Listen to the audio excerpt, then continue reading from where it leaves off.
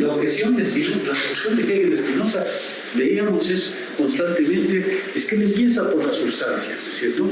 Y si bien es cierto que la sustancia contiene en su interior lo finito y lo infinito, pues la unidad del ser y del pensamiento no es, dice Hegel, una unidad desplegada.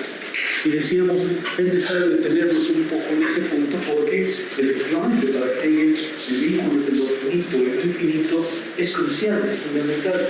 De hecho, y aquí es donde me permito sugerirles algo, de hecho ese es el punto en el que Hegel va a definir lo que él llama su idealismo, su idealidad, ¿no es cierto?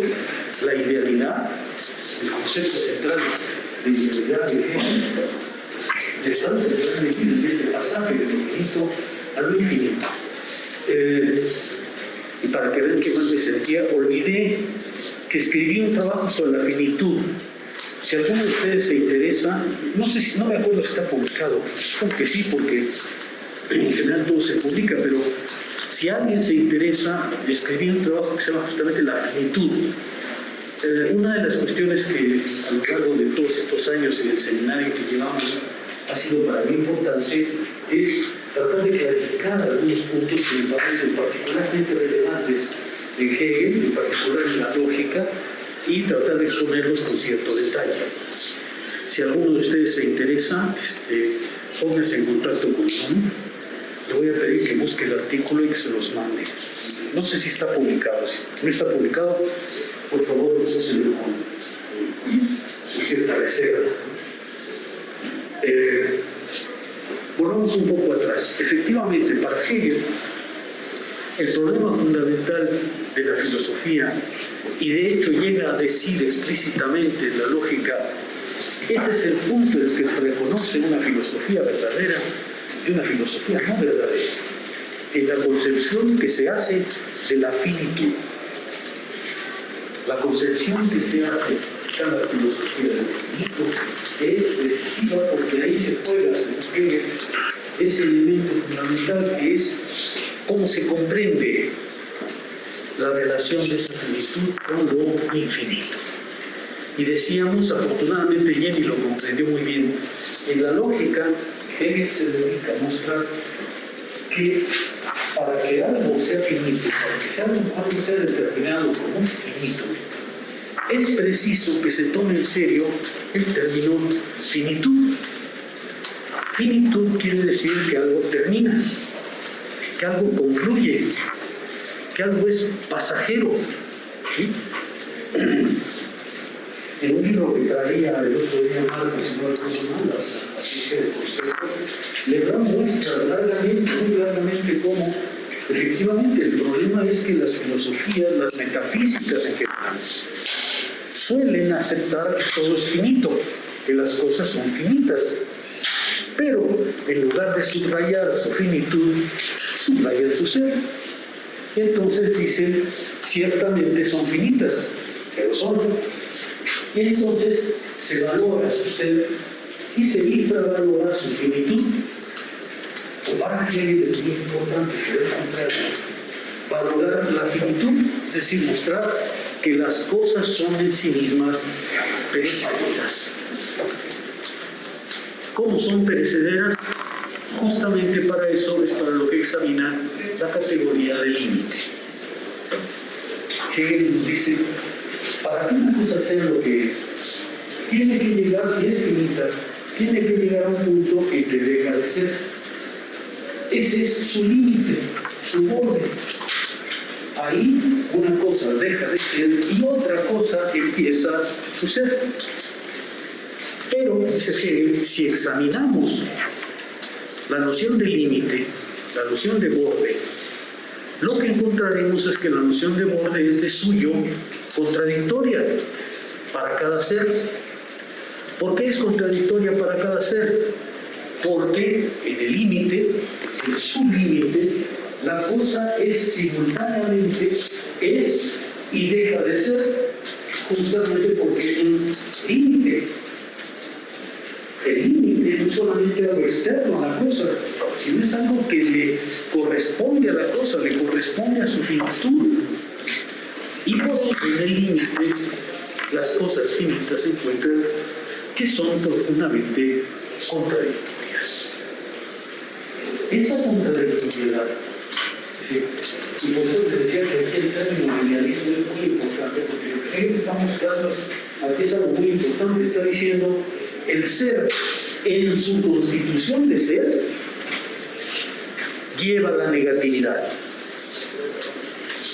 No es que el pensamiento le ponga a los objetos desde el exterior la categoría de finitud.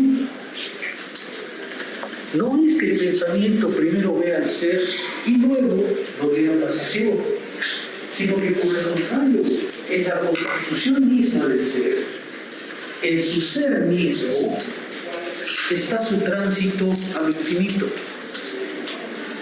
El ser es ya ideal. Es ideal no porque el pensamiento, como en el caso de Kant, declare que la verdad está fuera de él.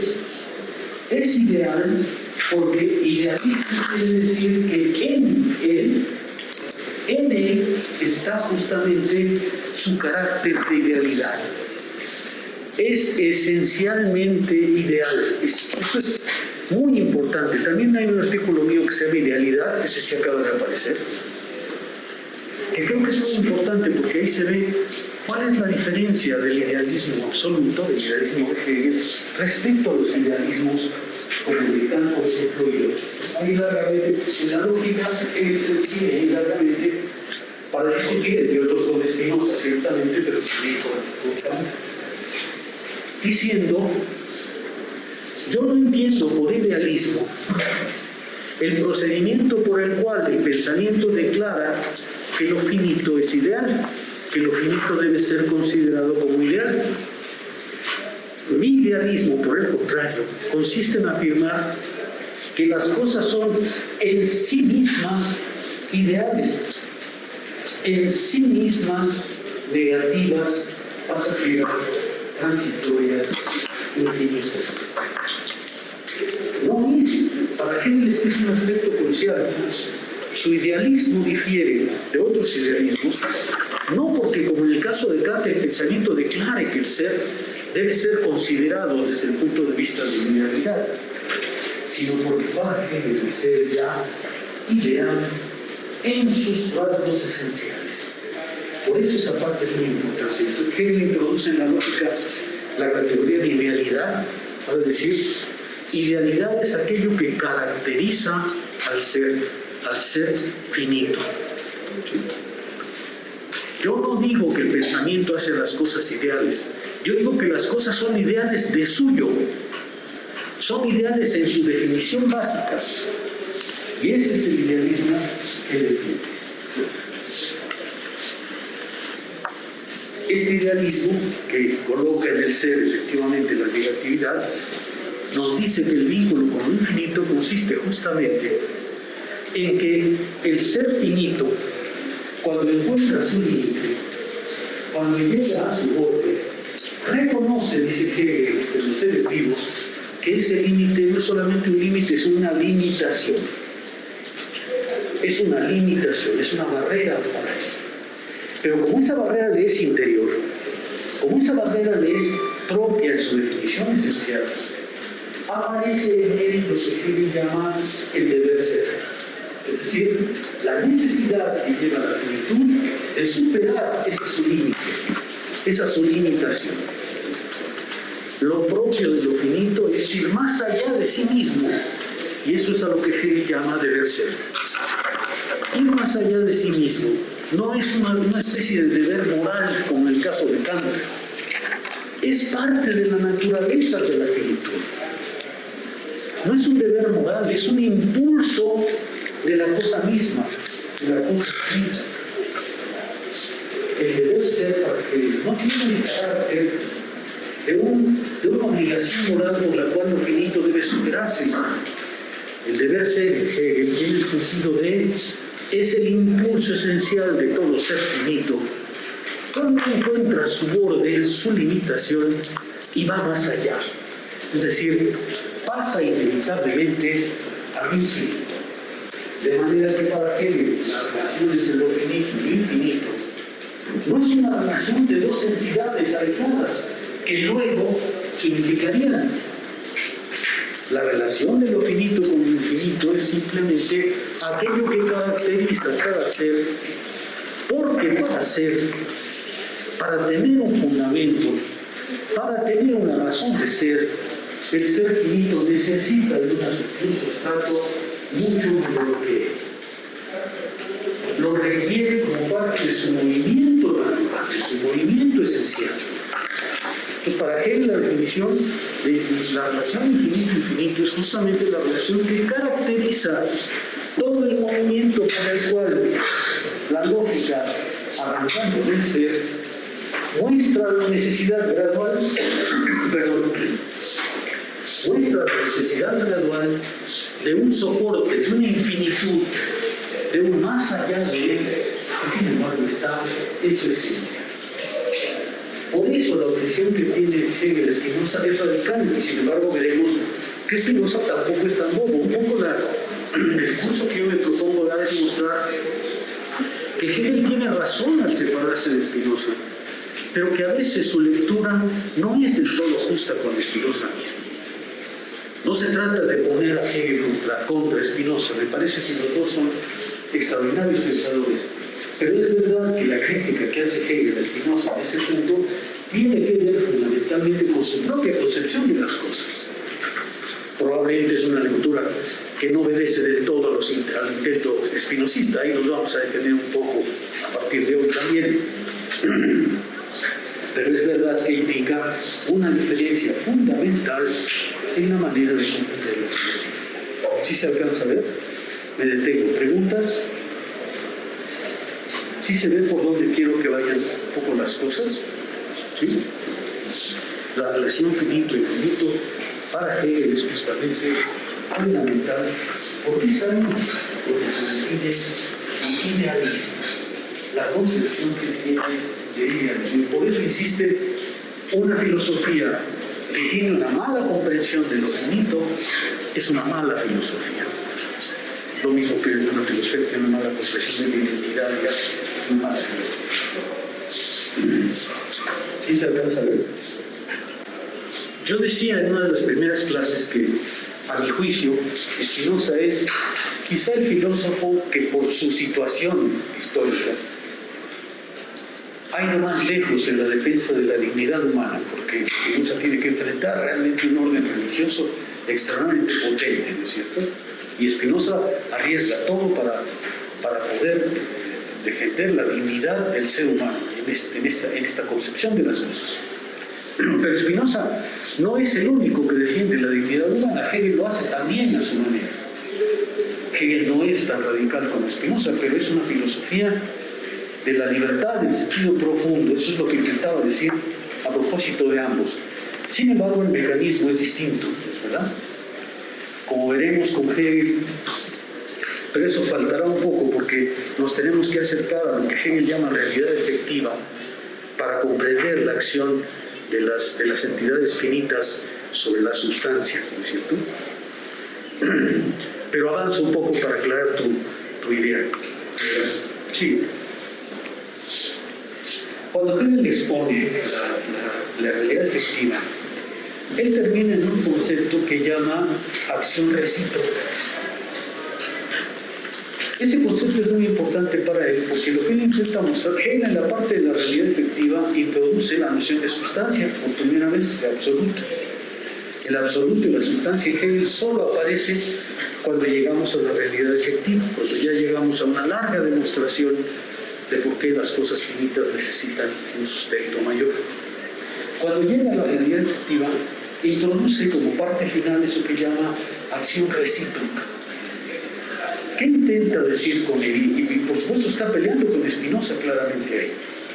Lo que Hegel está queriendo mostrar en esa parte, pero dame la oportunidad después de demostrarlo con más detalle, lo que quiere Hegel mostrar en esa parte es que si bien es cierto, las entidades finitas, los seres finitos que somos nosotros, somos seres siempre causados, no somos causa de nosotros mismos, eso es lo que corresponde a la sustancia, eso es lo que corresponde al absoluto.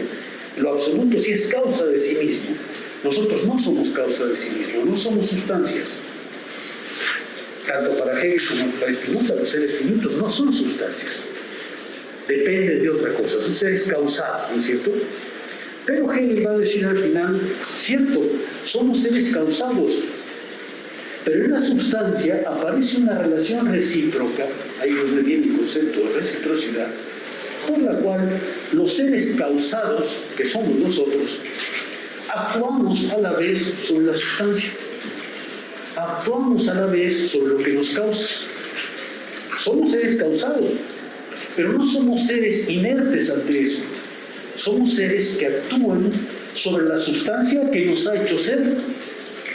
O vamos a decir en términos de Marx, somos seres siempre determinados, pero actuamos sobre aquello que nos determina. Somos seres capaces de actuar sobre aquello que nos determina. Somos seres causados, pero capaces de actuar sobre la causa que nos causa. ¿Sí? Hacia allá van a ir los tiros. ¿Queda un poco más claro? Igual que en Marx va a decir exactamente igual, somos seres determinados. No hay manera de que el ser humano se plantee, se postule a sí mismo como autosubsistente. El ser humano no es sustancia. Es necesariamente producto de la sustancia, es necesariamente determinado causalmente por la sustancia. Pero eso no quiere decir que es solamente determinado por la sustancia, sino que tiene la posibilidad racional de actuar sobre aquello que lo causa. Es un ser causado, pero capaz de actuar sobre aquello que lo causa. Y así es como Hegel termina la realidad recíproca, diciendo, en realidad los seres humanos tienen que tener clara conciencia de que no dejarán de ser determinados, pero tienen que comprender metafísicamente, eso es lo que la lógica quiere probar, que son capaces de actuar sobre aquello que los determina. ¿Sí? Pero dejémoslo ahí porque falta mucho para llegar a la realidad efectiva. Si tienen el texto de Hegel y Spinoza, vean lo que dice. Por eso nos estamos deteniendo en él, porque Maciel tiene razón, ese es un punto central. Dice un poco antes del apartado que se llama la reconstrucción del sistema. Spinoza está pues presente en todos los momentos del pensamiento racional. Y efectivamente, Hegel, vamos a ver, encuentra Spinoza prácticamente en todos los momentos del Spinoza. Comienzo absoluto, dice Maciel. No puede ser, él no puede ser limitado a la posición de un solo comienzo, que sería tal o tal, sino que debe reaparecer cada vez que algo esencial se produce en el desarrollo del proceso racional. Spinoza amenaza el sistema hegeliano en su totalidad, en la totalidad de su desarrollo, ¿verdad? Particularmente en el inicio.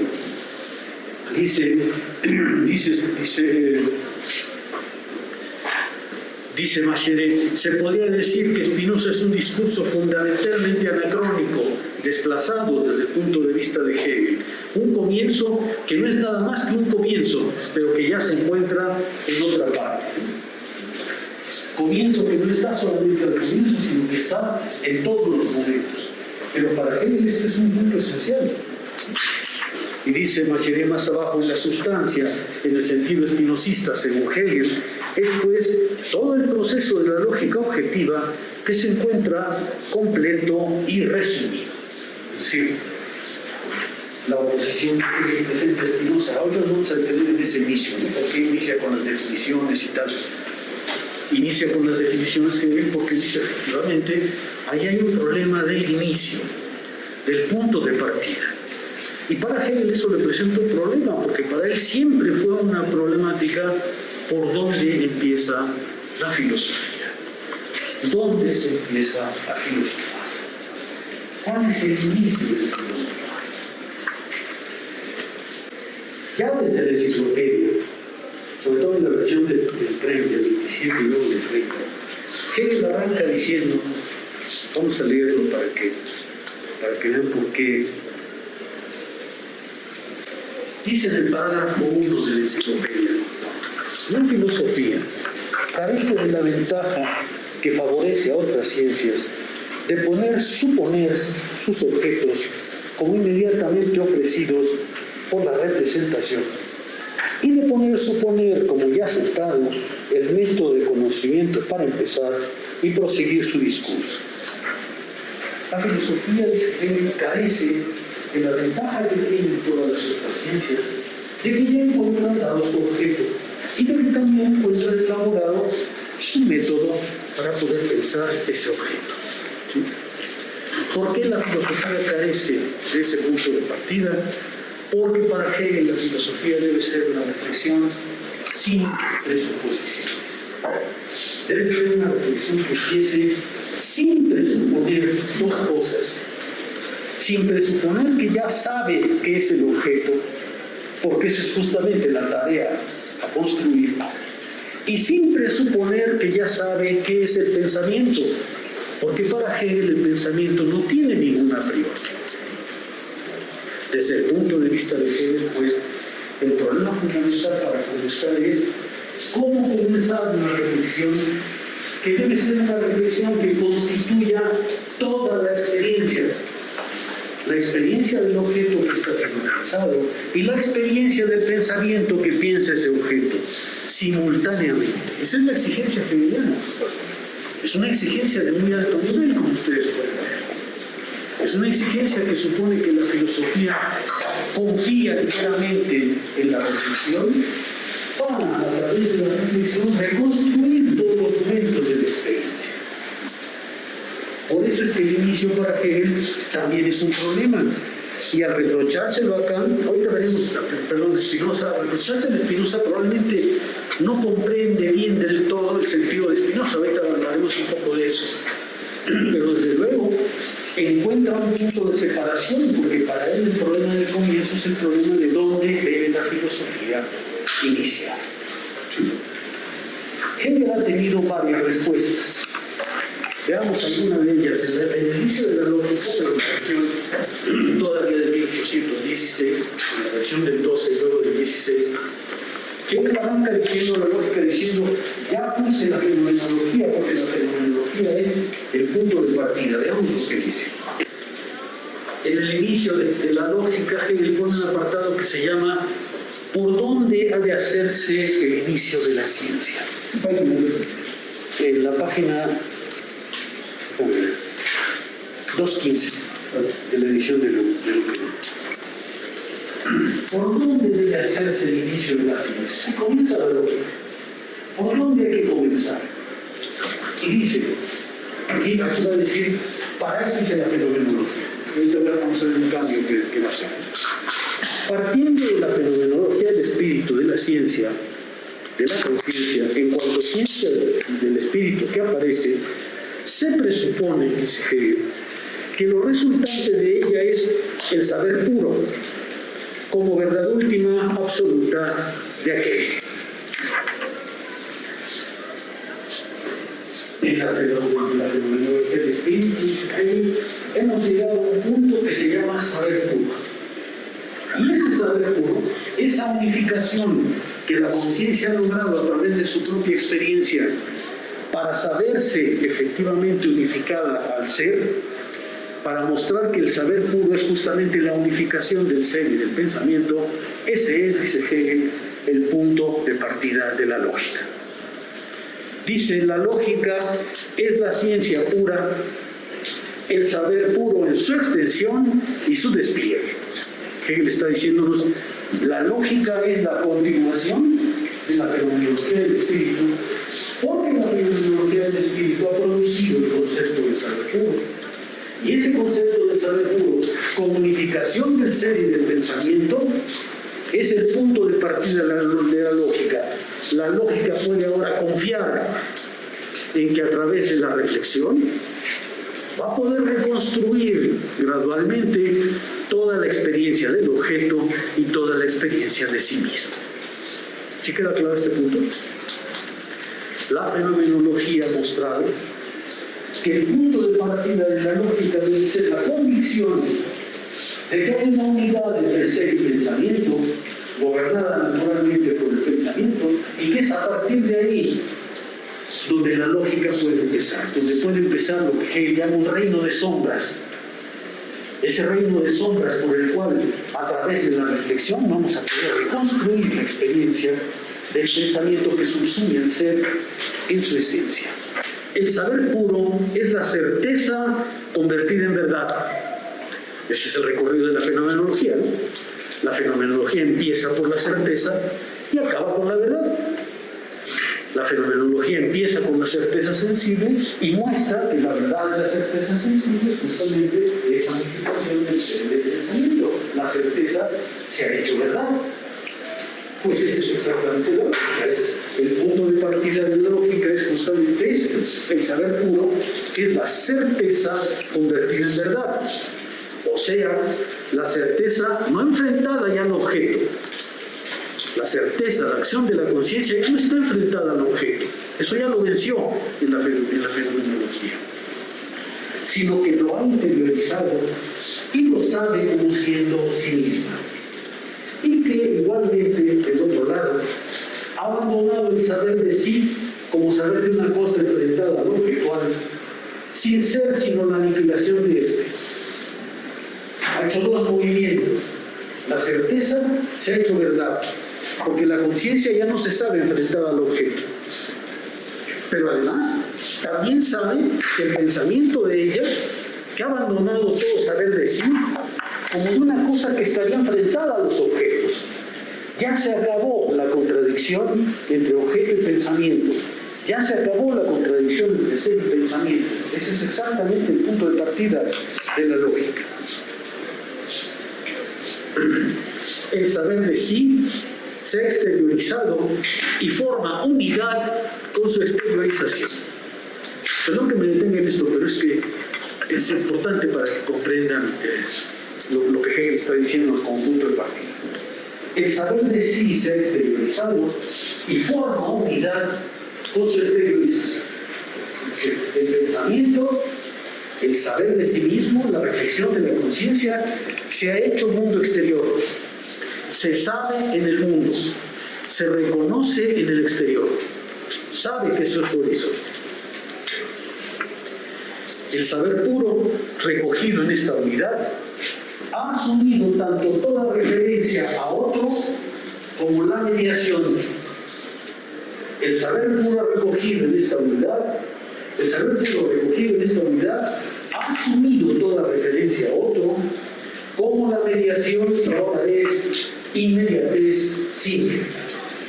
La lógica empieza en la inmediatez simple, pero ya no es tan simple porque es una inmediatez que ha logrado comprender que la separación entre pensamiento y ser, que la separación entre ser y objeto ha desaparecido.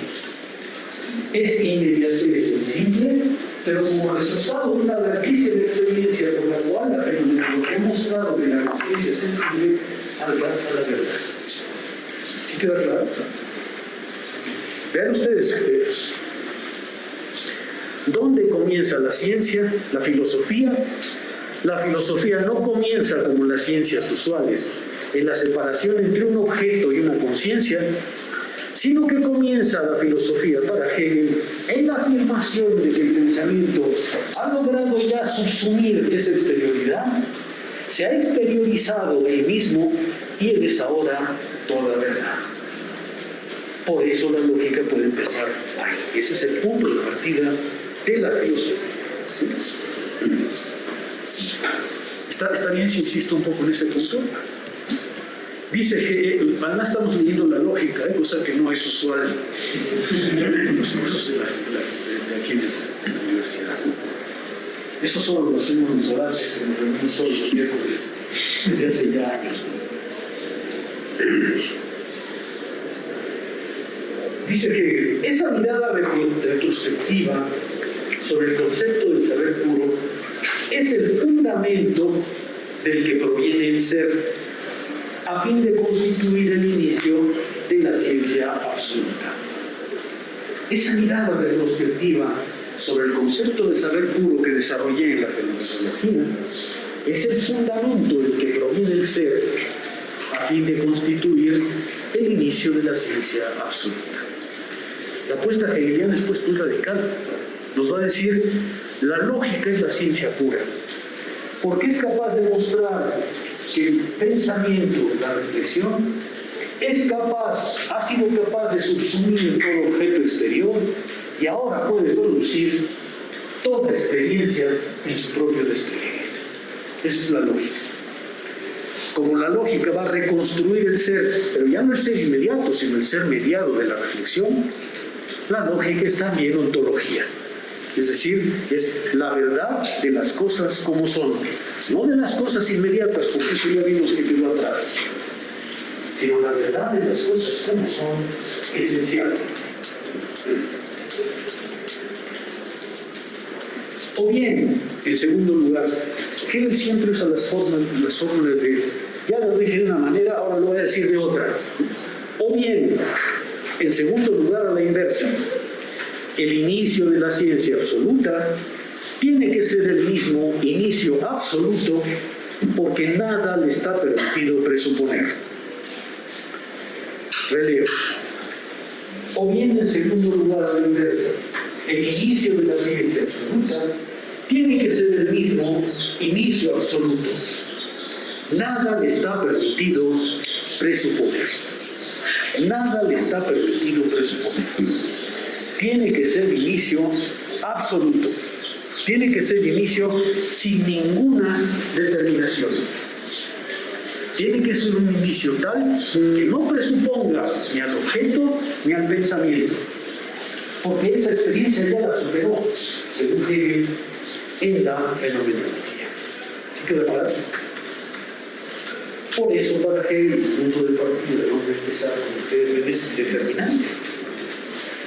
La verdadera ciencia no puede empezar por presuponer sus objetos. Tampoco puede empezar por presuponer que ya sabe qué es el pensamiento. Tiene que mostrar simultáneamente la producción del objeto en su verdad y la producción del pensamiento que piensa ese objeto en su propio despliegue. Ese es el intento genial, enorme, gigantesco de la lógica. La lógica tiene que mostrar que esa separación entre ser y pensamiento ya terminó, pero que cuando el pensamiento empieza a pensar, encuentra en sí mismo, en su propio despliegue, su desigualdad, su contradicción. Y es a partir de ahí como tiene que mostrar efectivamente su despliegue. El pensamiento en la lógica va a luchar todo el tiempo con el pensamiento. En el momento que nos encontramos, Eric sigue el seminario de utilizarlo, en el momento que nos encontramos ya, cuando hablamos de fundamento, Hegel acaba de introducir en la lógica la objetividad. Pero ya no es la objetividad exterior, es la objetividad de una cosa que el pensamiento ha puesto, que la reflexión ha puesto. Por eso es que habló de presuposición y posición. La reflexión ha puesto el objeto. Obviamente es un objeto real, pero no es un objeto real inmediato, es un objeto real puesto por la reflexión. Y ahora tiene que luchar con esa desigualdad. ¿Sí? ¿Sí queda un poco más claro? Es por eso que en la lógica empieza el capítulo primero de ser, y eso ha causado enormes dificultades de interpretación. Dice Hegel, ser puro, sin ninguna determinación ulterior. Un ser puro, que no tiene ninguna determinación, no es ni grande, ni pequeño, ni alto, ni bajo, ni amarillo, ni rojo, no tiene ninguna determinación. Es ser puro, completamente puro. Los comentaristas hacen ver que incluso ni siquiera la primera frase de la lógica es una profesión completa, porque dice ser puro. No está diciendo el ser es tal o cual cosa, o el ser ha dejado de ser tal o cual cosa, es ser puro, ¿cierto? Y justamente como es un ser puro, va a decir Hegel, es exactamente igual a nada. Ahí es donde empieza la lógica, ¿sí? Si nosotros postulamos, la lógica no empieza por el ser puro, pero la primera categoría de la lógica no es la del ser, sino la del devenir. Porque Hegel empieza diciendo, la filosofía que no puede presuponer nada debe empezar por un ser en su absoluta pureza, sin ninguna determinación. Solamente que un ser que en su absoluta pureza no tiene ninguna determinación, es idéntico a la nada. Ser y nada son dos momentos cuyo traspaso del concepto que usa Hegel ahí no es ni siquiera el paso de una cosa a otra, porque no son cosas todavía. El traspaso del ser a la nada es lo que crea la primera categoría de la lógica, que es la del devenir. La lógica empieza en el devenir. ¿Por qué empieza en el devenir? Porque el devenir es la primera síntesis de un ser puro y de una nada que son exactamente iguales y transitan de uno a otro. ¿Sí? Ahí es donde empieza la lógica. ¿Por qué me detengo en todo esto? No para que conozcan la lógica, sino para ver por qué el problema del inicio para Hegel es muy importante. No es un problema trivial, es por dónde debe empezar la reflexión. Si la filosofía se pretende con Hegel ser una reflexión sin presuposición. No podemos empezar por los objetos, porque cualquier objeto es ya muy determinado. No podemos empezar por una categoría, porque una categoría es ya muy determinada del pensamiento. La lógica tiene que empezar, la ciencia tiene que empezar por no presuponer nada, por mostrar la emergencia de todo lo que es, la emergencia de toda la experiencia. Y veremos que aquí otra vez coincide con Spinoza, a pesar de que no lo diga que yo. Spinoza tiene exactamente lo mismo, nomás que va por otro punto. Si un ser no tiene ninguna determinación, ninguna, ¿a qué es igual? Pues a la nada. No es nada, ¿cierto? Y dice Hegel, ni uno ni otro son todavía algo.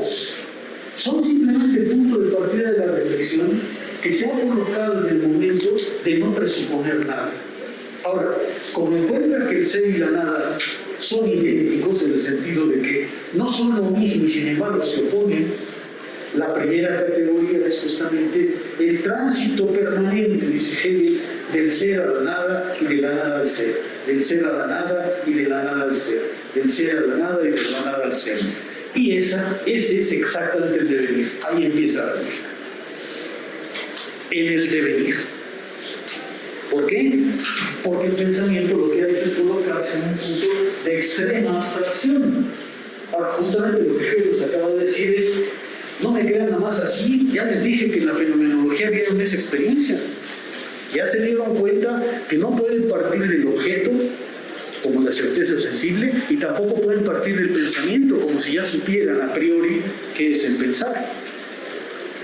La filosofía tiene que mostrar las dos cosas, la constitución del objeto y la constitución del pensamiento que piensa ese objeto y se construye simultáneamente al acto de construir la objetividad. ¿Sí queda un poco más claro?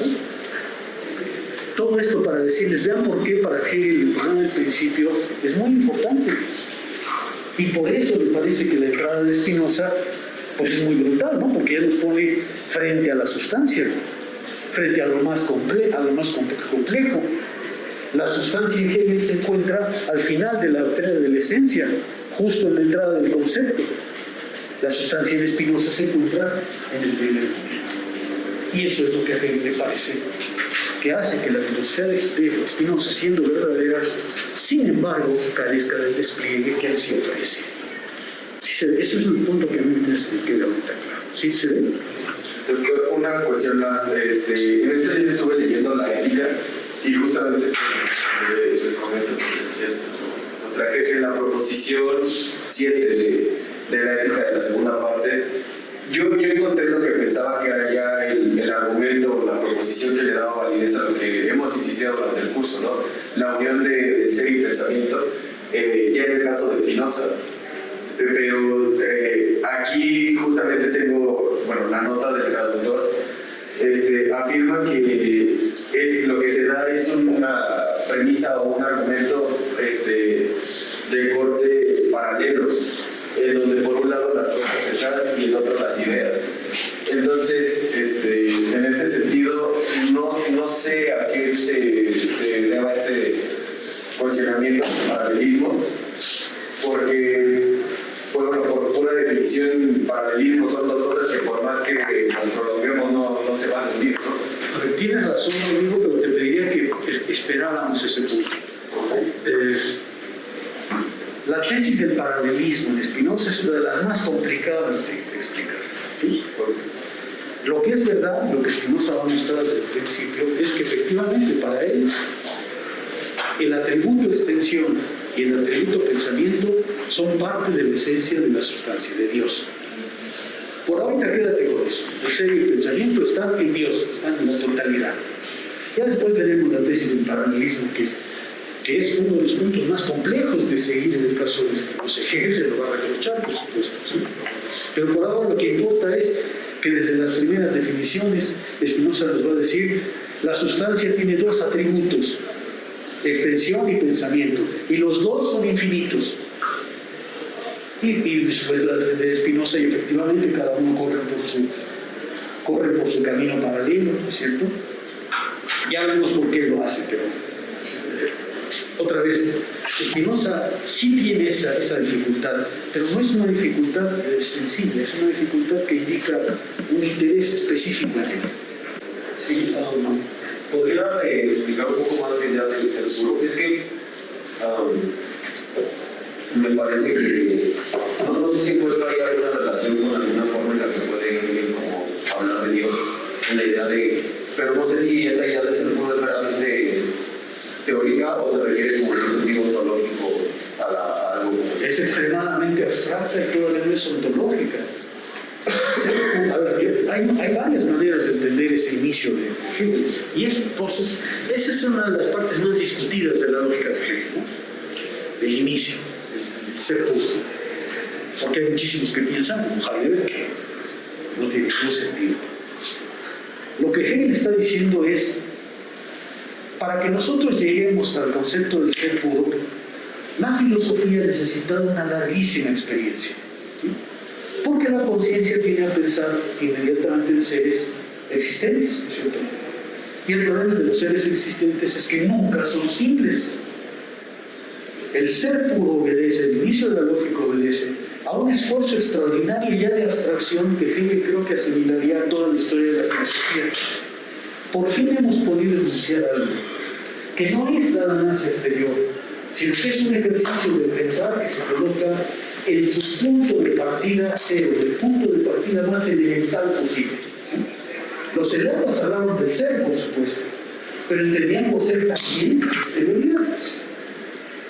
No es eso a lo que Hegel se está refiriendo. Hegel está refiriendo a un concepto estrictamente, a una categoría tal que el pensamiento ha logrado vaciar para estar en un punto sin presuponer nada, algo que no tiene determinación ninguna. Ser puro, nada más. Es el punto de partida, ¿no? Pero ese punto de partida dice Hegel que ya está en la verdad. Ya veremos que una de las objeciones que Hegel le hace a Spinoza es Spinoza plantea la verdad como punto de partida y luego quiere demostrar sus consecuencias, mientras que para Hegel la verdad está desde el punto de partida hasta el punto de llegada. ¿Por qué elegimos el ser puro? Porque el pensamiento ha podido alcanzar un punto tal en el que por fin no presupone nada, en el que dice estoy en un mundo en el que no presupongo ni una categoría de ser ni una categoría de pensamiento. Ser puro. Dejemos que la reflexión se inicie a partir de ahí. ¿Sí? Pero por supuesto es un punto de enorme discusión. La filosofía tiene que empezar por no presuponer nada. Su advertencia original era justamente esa: la filosofía tiene que ser, a diferencia de las demás ciencias, algo que demuestre absolutamente todo, que no arranque por afirmar nada, ni el objeto ni el método. Por supuesto que la lógica de Hegel quiere ser ontología, pero esa ontología depende justamente del movimiento por el cual el pensamiento va produciendo gradualmente la objetividad. Y creo, pues sería mi apuesta, que en este primer momento aún no tenemos nada así. Tenemos más bien una afirmación metafísica, ¿no es cierto? Metafísica en el sentido más fuerte del término. ¿Sí? Pero no me interesa tanto meterme en la lógica discutida con ustedes, sino decirles, vean, para Hegel el problema con Spinoza es dónde empezar. Ahora, Hegel no ha respondido nada más eso, ha respondido varias cosas. En la enciclopedia, en la versión del 30, Hegel ya piensa otra cosa. Por favor, tomen este punto que voy a desarrollar ahorita, no como una parte exegética, sino solamente como la muestra de que Hegel siempre tuvo como un problema la cuestión de dónde empezar. Y esto tiene que ver con que hacia el final de su vida, como lo han mencionado muchos comentaristas, la fenomenología ya no tiene un lugar claro.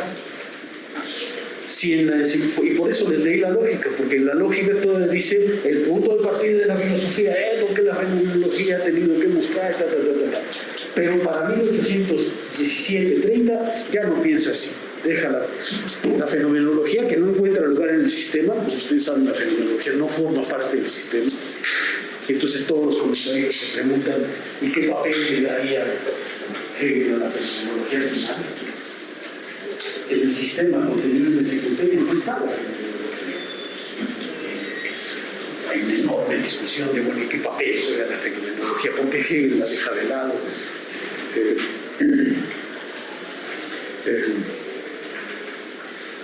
Al final de su vida, Hegel acababa de firmar 2 contratos. Uno de ellos era para reescribir la fenomenología.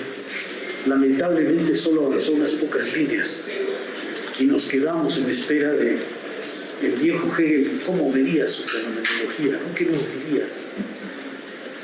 Lamentablemente la muerte suspendió esa posibilidad y no lo sabemos, ¿no es cierto? Pero hay un problema, ¿dónde está la fenomenología en el sistema? Porque no está en ninguna parte.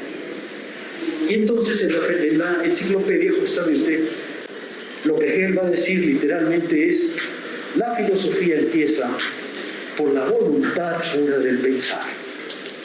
Por la pura voluntad del pensar. Vean lo que dice en el parágrafo 17. Estoy leyendo el parágrafo 17 de la enciclopedia. ¿Sí? Por lo que se refiere al comienzo que la filosofía tiene que adoptar, fíjense ustedes, Hegel vuelve por el comienzo una vez y otra vez y otra vez. No es algo que considere trivial, a pesar de considerar al contrario muy importante. Por lo que se refiere al comienzo que la filosofía tiene que adoptar, parece que ella comienza con una suposición subjetiva, igual que las otras ciencias en general, a saber, con un objeto particular, así como en otros casos se toma como comienzo el espacio, el número, etc. Parece bien que aquí hay que tomar al pensamiento como objeto del pensar. Todo eso es precisamente el acto libre de pensar. Ponerse en la posición en la que es para sí y por lo tanto él mismo se engendra y se da su objeto. Ahí es donde la filosofía empieza. Es pensamiento que se toma como objeto y se engendra a sí mismo y se da su objeto.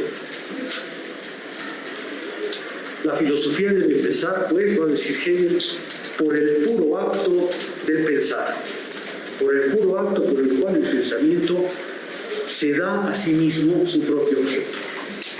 Bueno, vean la distancia que va a tomar. En el parágrafo 25 dice, está citándose, en mi fenomenología del espíritu, la cual por esa causa en su primera edición fue rotulada como la primera parte del sistema de la ciencia, se adoptó el camino de empezar por el primero y más simple fenómeno del espíritu, la conciencia inmediata, y de desarrollar su dialéctica hasta el punto de vista de la ciencia filosófica, cuya necesidad se muestra en este proceso.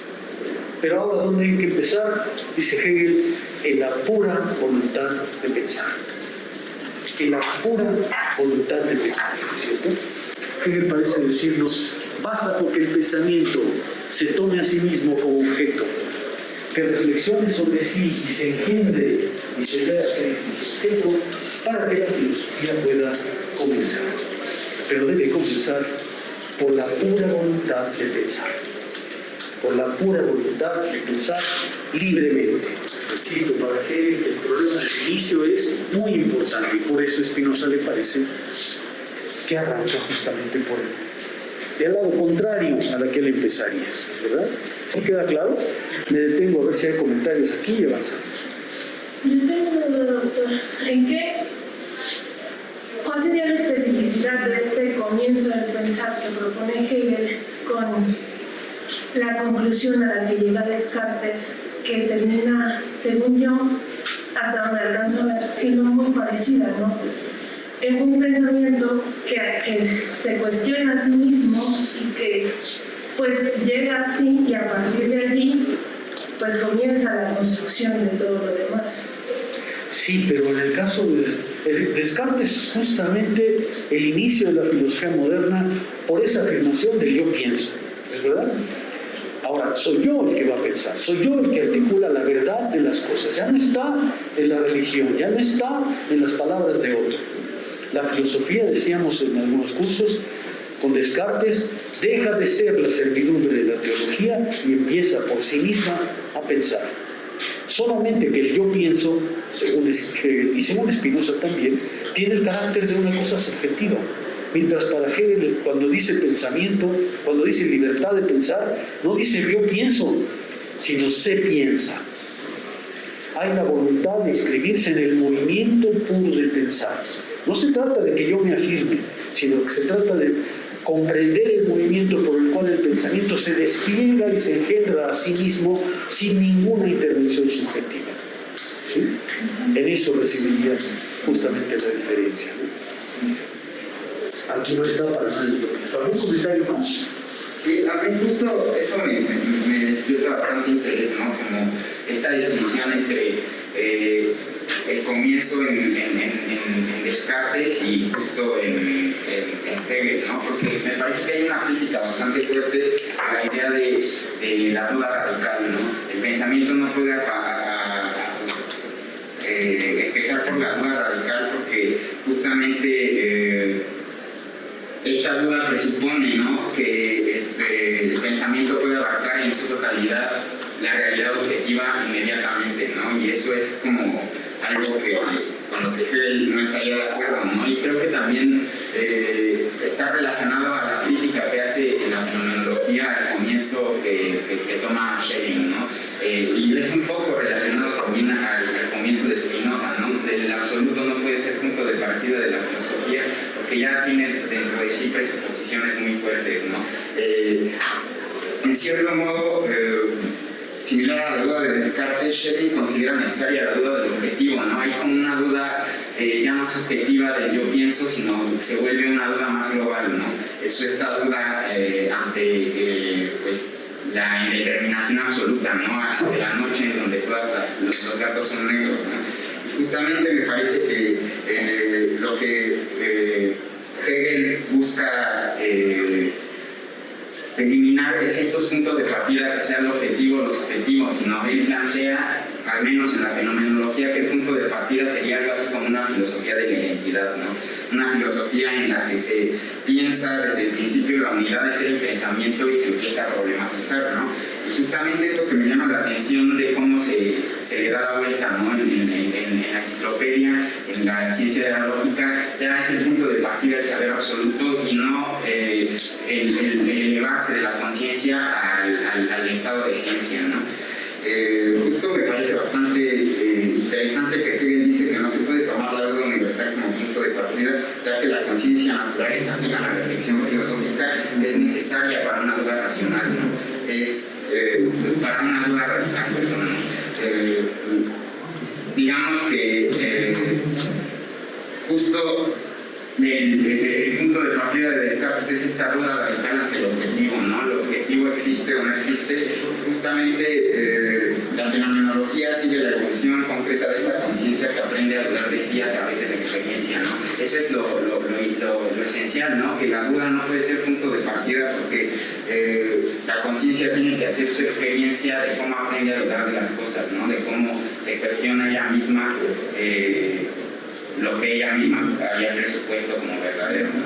Es justo, me parece bastante fuerte toda esta cuestión de la reflexión sobre el inicio o el punto de partida de la filosofía, ¿no? De la filosofía trascendental en Schelling y de la duda radical en Descartes, ¿no? A ver, retomo de tu participación, de tu comentario, algo que no quiero entrar justamente porque el mismo problema que tiene con Spinoza tiene con Schelling, ¿no? Obviamente, pero eso nos llevaría a otro camino mucho más amplio, ¿no? Bueno, déjenme volver un poco al texto de Hegel para detenernos en su acusación de que Spinoza empieza por la sustancia y ver qué dice Spinoza de la sustancia, ¿no? Vamos a darle un poco la palabra a Spinoza ahora para equilibrar un poco esa concepción, ¿no? Dice Hegel en la página 265. Spinoza comienza por una serie de definiciones de las cuales tomaremos lo siguiente. La primera definición de Spinoza es la de causa de sí mismo. Dice, por causa de sí, causa sui, entiendo aquello cuya esencia o concepto implica la existencia, o sea, aquello que solo puede concebirse como existente. Es decir, dice que la ética comienza por la definición de causa de sí, que es algo que lleva dentro de sí la existencia. Es algo de lo cual hay que afirmar la existencia. Su concepto implica su existencia. La unidad, dice Hegel, la unidad del pensamiento general y de la existencia se establece como se ve desde el primer momento y en torno a esta unidad habrá de girar continuamente todo. La unidad del pensamiento general y de la existencia se establece como se ve desde el primer momento y es en torno a esta unidad como va a girar todo, dice Hegel. Que no se arranca diciendo causa de sí es lo que existe. Es decir, de lo que vamos a hablar es de aquello cuyo concepto es al mismo tiempo existencia, presencia, manifestación. Dice Hegel, esto de la causa de sí mismo es una expresión importante, pues mientras nos imaginamos que el efecto es lo opuesto a la causa de sí mismo es aquella causa que al actuar y separar lo otro, solo se produce al mismo tiempo a sí mismo. Por lo tanto, al producirse, supera esta distinción. Es decir, el concepto de causa de sí mismo es importante, dice Hegel, porque muestra que para Spinoza el conocimiento de las cosas es causal. Es decir, de lo que vamos a hablar es de un conocimiento racional, de algo que existe porque tiene una causa para existir, que no está ahí por puntadas de no sabe quién, ¿no?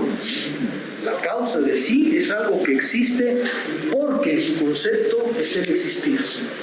Es decir, es racionalmente causado. Ahorita vamos a ver qué es en lo que, por ejemplo, comentaristas, muchos, pero Macher, entre otros, hacen énfasis. Spinoza arranca así, porque lo que Spinoza quiere mostrar es que lo que vamos a comprender del mundo es la causa racional de lo que es. Es decir, todo el conocimiento de Spinoza está gobernado por la idea de causa de sí, en este caso. Por eso dice Hegel, es importante porque está diciendo Spinoza, el conocimiento que vamos a obtener es conocimiento causal. El establecerse a sí mismo como si fuese otro es el contraste y al mismo tiempo la negación de esta pérdida. Estamos ante un concepto totalmente especulativo, dice Hegel. ¿Por qué? Porque estamos diciendo de una cosa que se causa a sí mismo, es decir, que se exterioriza y se resuelve. Causa de sí quiere decir que se autoengendra, y autoengendrarse quiere decir salir de sí y volver a sí. Y por eso dice Hegel, eso es especulativo. Especulativo quiere decir establecerse a sí mismo como un otro.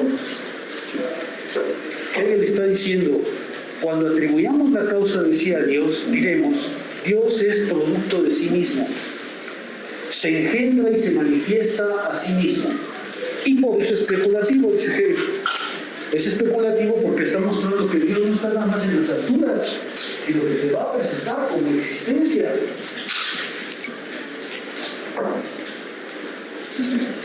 La causa en que la causa es idéntica al efecto es la causa infinita, dice Hegel. La causa en que la causa es idéntica al efecto es la causa infinita. ¿Por qué? Porque ahí desaparece la noción trivial de causa y efecto, porque es a la vez causa y efecto. La causa de sí es a la vez causa y efecto de sí mismo.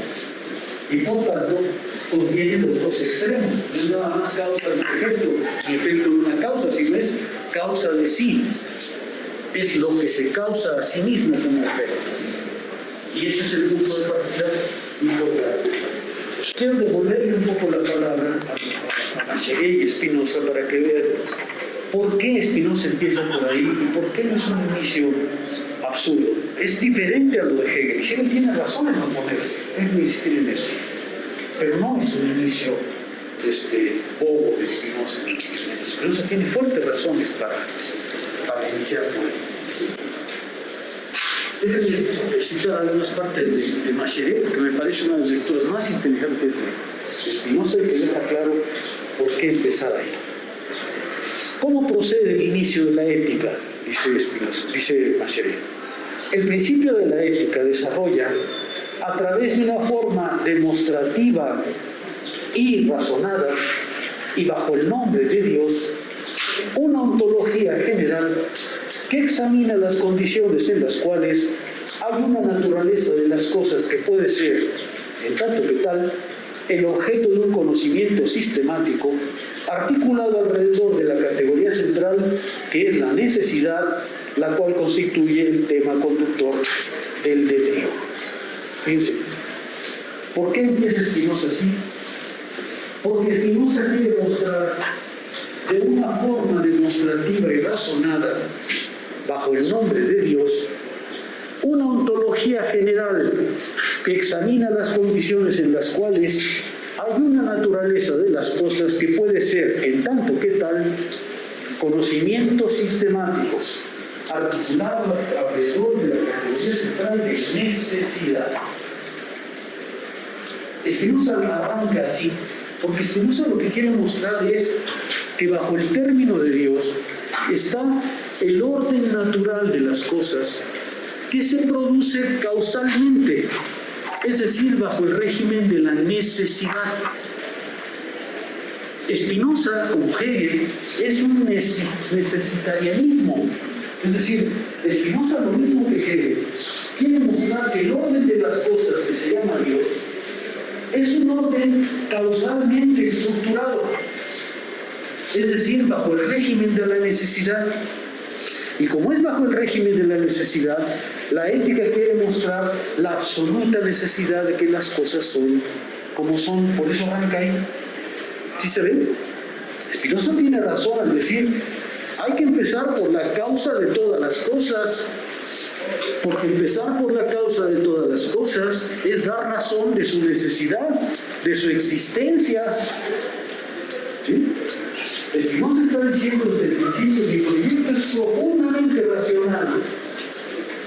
Vamos a hablar del orden de las cosas en el orden natural que causalmente se estructura bajo el nombre de Dios.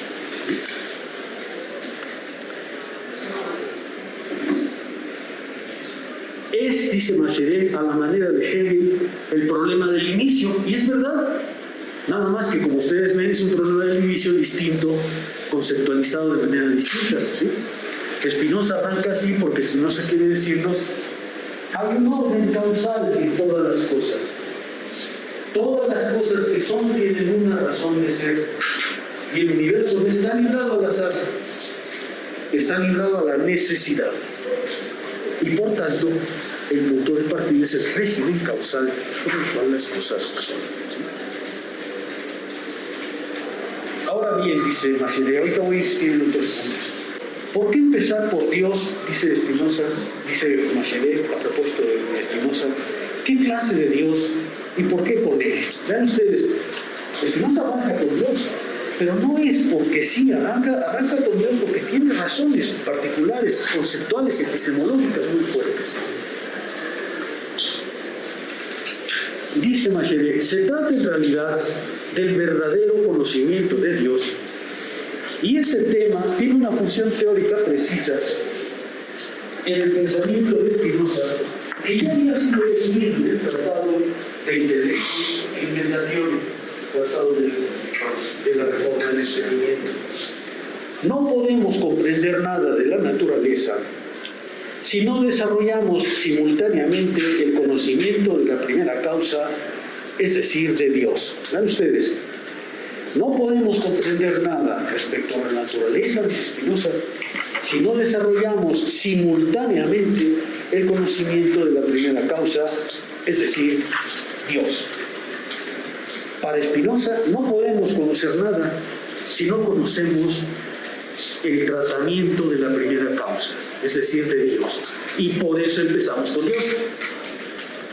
Porque empezar con Dios es asegurar que el orden de las cosas que vamos a exponer es el orden necesario en el cual se produce. El conocimiento de Dios, según Spinoza, no precede al conocimiento de la naturaleza, a la aprehensión racional de la realidad, como si fuese un estudio previo e independiente. Es más bien un conocimiento simultáneo, en la medida en que el conocimiento de Dios le da el carácter de una explicación causal y como tal, auténticamente racional. Vean ustedes, detrás del inicio de Spinoza hay una concepción bastante clara. Conocer la naturaleza es conocer la naturaleza de la primera causa de todas las cosas, Dios. Por eso hay que empezar por Dios.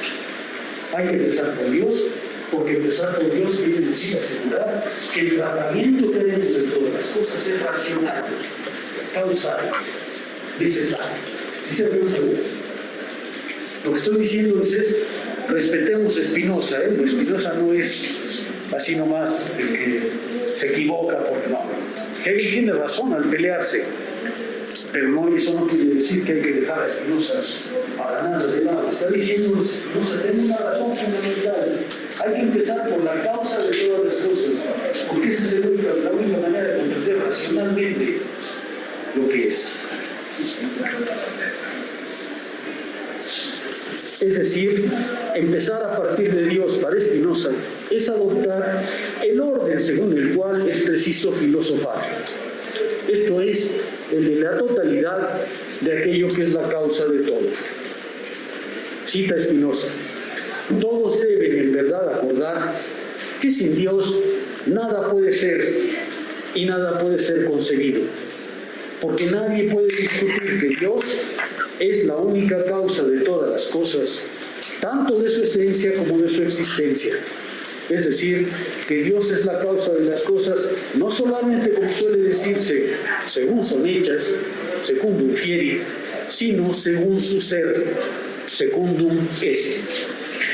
Vean, no se está diciendo si hablamos con Dios, es justamente porque todos deben aceptar que sin Dios nada es.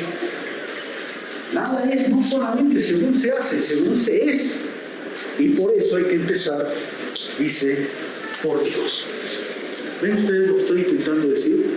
Spinoza tiene elementos importantes para decir hay que empezar por eso. ¿Por qué? Porque para Spinoza el conocimiento va de las causas a los efectos.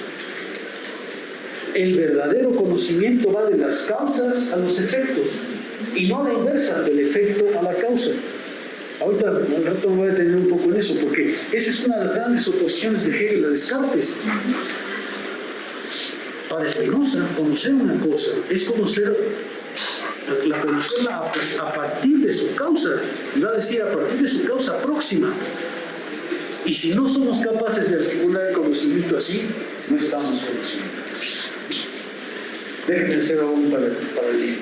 Hegel piensa lo mismo, solamente que Hegel cree que para alcanzar la causa última hay que mostrar el desarrollo de su despliegue.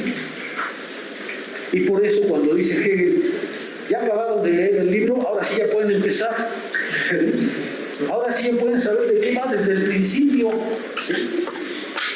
Solamente que no arrancamos de esa totalidad ya dada, sino que mostramos su existencia y luego a partir de ahí podemos empezar, como Spinoza, a pensar a partir de la totalidad. ¿Sí? No sabe cómo puede Hegel, hay que partir de la totalidad, porque así es como se filosofa. Filosofar no quiere decir partir de las cosas inmediatas y gradualmente elevarse a lo universal. Filosofar es empezar a pensar de lo universal. de la totalidad que le explica racionalmente el orden de las cosas. La diferencia es con Hegel es que ese camino hay que mostrarlo demostrativamente, ¿sí? Mientras Spinoza piensa, así es como se debe filosofar según la naturaleza de las cosas. Vean ustedes la estructura de la primera definición, de la definición de causa de sí.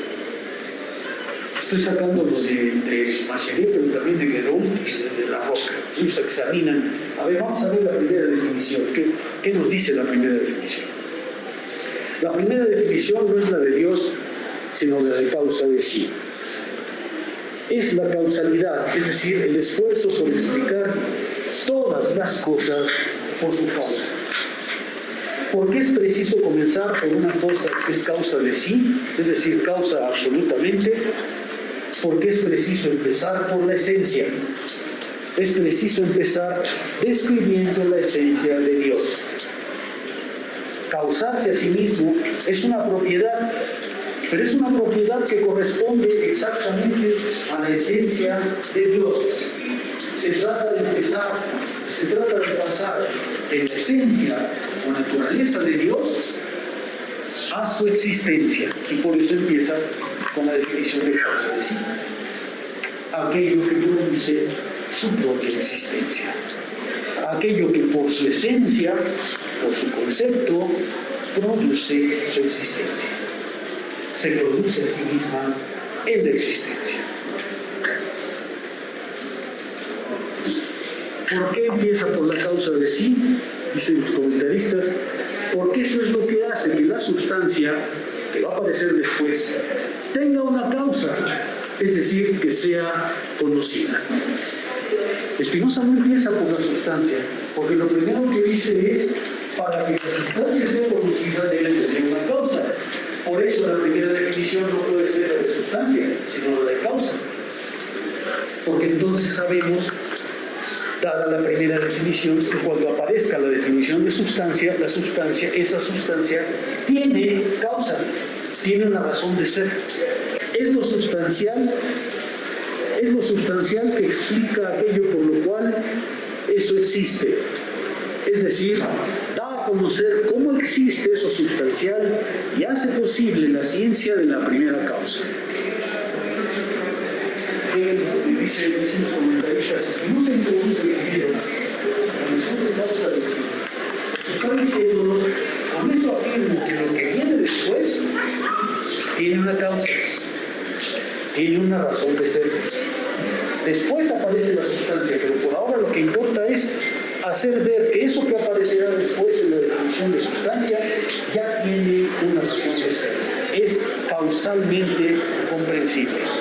Dice Spinoza en la Ética más adelante, es la misma cosa que decir que A debe implicar el concepto de B y decir que A no puede ser concebido sin B. Es decir, la sustancia no puede ser concebida si no tiene una causa. La causa tiene que estar implicada en la existencia de B. Tiene que estar implicada en la existencia de la sustancia. Por eso hay que empezar por ahí. Vean ustedes que el inicio de Spinoza es todo menos elemental, ¿no? Dice, la definición explica también, esta primera definición explica también cómo debe ser concebida la cosa que es causa de sí. Y solo puede ser concebida como existencia. Una cosa que existe necesariamente en lo absoluto debe ser concebida como necesariamente existente. Hay pues en este primer momento una correspondencia perfecta entre lo que la cosa es y cómo debe ser concebida. Vean ustedes, hay una correspondencia perfecta en cómo la cosa es y cómo debe ser concebida. Es decir, pensamiento y existencia van juntos. Se trata de decir que la sustancia no solamente existe, sino que debe ser concebida como existente, es decir, como racionalmente comprendida. Por eso Spinoza empieza ahí. Causa de sí es aquella cosa que por su naturaleza debe existir, siendo imposible e impensable que habiendo sido dada su naturaleza, eso no exista. Hay una necesidad. Causa del sí es aquella cosa que por su naturaleza debe existir, siendo impensable que habiendo sido dada esa naturaleza no exista. Tiene que ser concebida como existente, tiene que ser concebida como racionalmente comprensible. Eso va a ser la causa de sí. Por eso hay que empezar ahí. A ver, sé que es un poco pesado, pero lo que intento mostrar es, vean, hay en Spinoza toda una concepción de por qué empezar por ahí. Es distinta a la de Hegel. No se pueden asimilar. Hegel tiene razón en decir hay una diferencia entre él y yo. Pero esa diferencia de ninguna manera quiere decir que Spinoza empieza abruptamente o empieza simplemente porque sí, ¿cierto? Empieza con conceptos extremadamente potentes. Nos está diciendo, quiero empezar a pensar la naturaleza a partir de Dios como aquello que existe necesariamente en un orden causal inteligible. Y ese orden causal inteligible nos da la existencia real de las cosas, su esencia. Es ese racionalismo profundo de Spinoza también. En eso coincide enteramente con Hegel. Se trata de comprender lo que es a través del despliegue racional que lo hace ser, unificando a la vez pensamiento y existencia, pensamiento y ser. Vean, hay una gran cercanía y sin embargo hay una gran diferencia entre uno y otro. Esa es la estrategia de lectura que quiero seguir. Mostrar por qué Hegel tiene razones en oponerse a Spinoza. Porque Hegel es un proyecto que tiene sus características que lo oponen de Spinoza y sin embargo hay entre ellos una muy fuerte comunidad, a la vez de cercanía y de diferencia.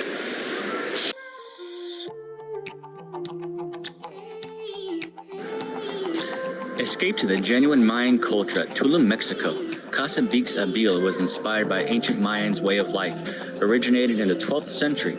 The name Bix Abil means, how is your path in life? Those are the words used by Mayans people to say, today in modern culture, hello. The meaning of our place is invite you to reflect your path in life by experiencing the unique Mayan stay. Live in a Bix Abil community, feel at home. Our place offers you the opportunity to connect to other people by Mayans experience. Perfect to families and friends for travel. Kids welcome and friends groups until 6 persons by room.